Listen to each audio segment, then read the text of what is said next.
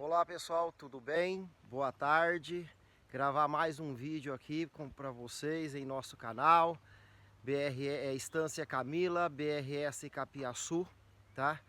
E o nosso tema de hoje, pessoal, vou falar para vocês quais são as vantagens, tá, de você servir o BRS Capiaçu verde no coxo, ali em natura.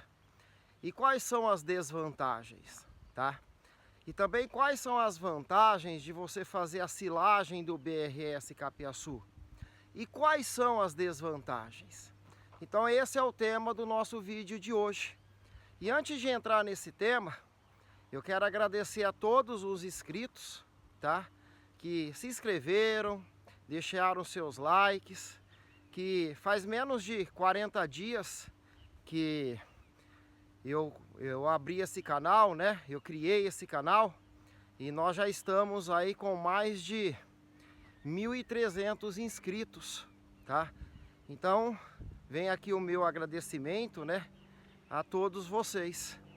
E aí, pessoal, qual é a vantagem de eu servir o BRS Capiaçu verde, igual ele tá aqui, ó? E quais são as desvantagens, tá? A vantagem, pessoal, é que eu servindo ele verde no coxo, ele tem um alto teor de proteína. Ele com 50 dias, isso são dados lá da Embrapa, ele com 50 dias, tá? Ele tem 10% de proteína. Aí conforme ele vai madurando, aí vai diminuindo esse teor de proteína. Então ele com 70 dias, que seria assim, a idade ideal para você cortar ele e servir no coxo, ele ainda tem em torno de 8% de proteína, tá?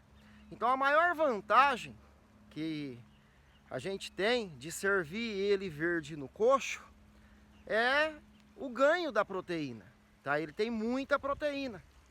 Agora, quais são as desvantagens, né? É a mão de obra que a gente vai ter.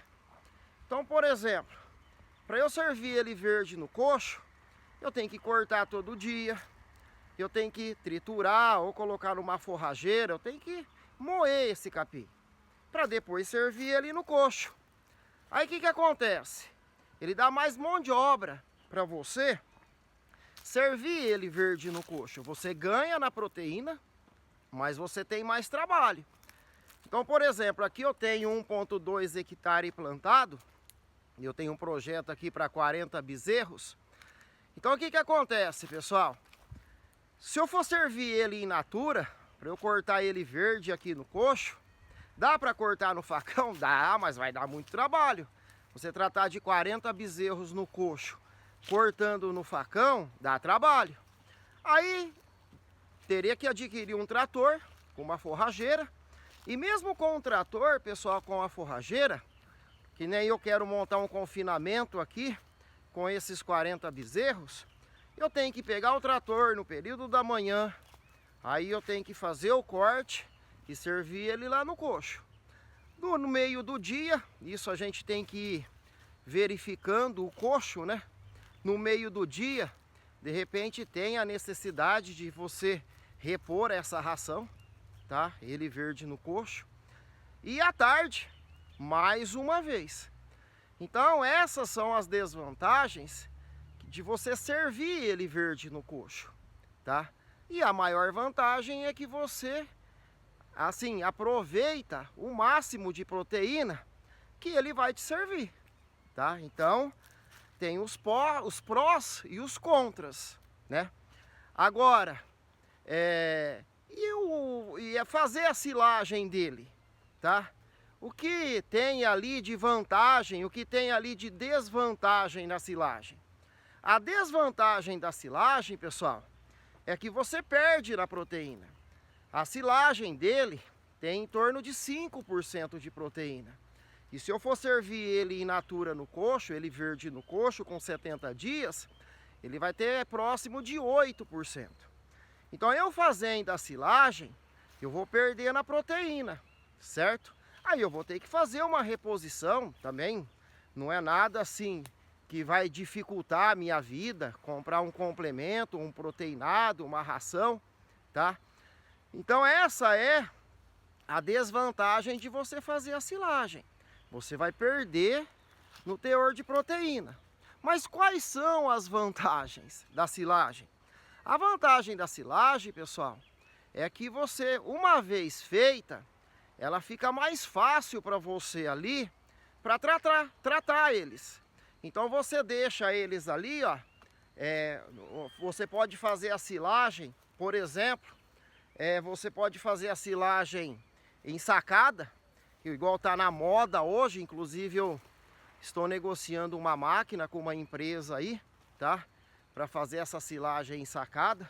Depois eu vou fazer um vídeo para vocês, por qual motivo eu vou fazer a silagem ensacada. Então, pessoal, quando a gente faz a silagem, a gente ganha na rapidez de tratar os animais. Então, por exemplo, mesmo que você faça a silagem de trincheira, ou eu vejo aí o pessoal fazer também a silagem no modelo rapadura, então eu deixo a silagem já próxima ao coxo, e aí o que acontece? A facilidade para eu tratar os animais, certo? Assim, é muito melhor eu tratar eles com a silagem do que eu servir ele aqui in natura. Então, quando eu falo para vocês, tá, quais são as vantagens da silagem, quais são as vantagens de você servir in natura, tá? Tem essa diferença.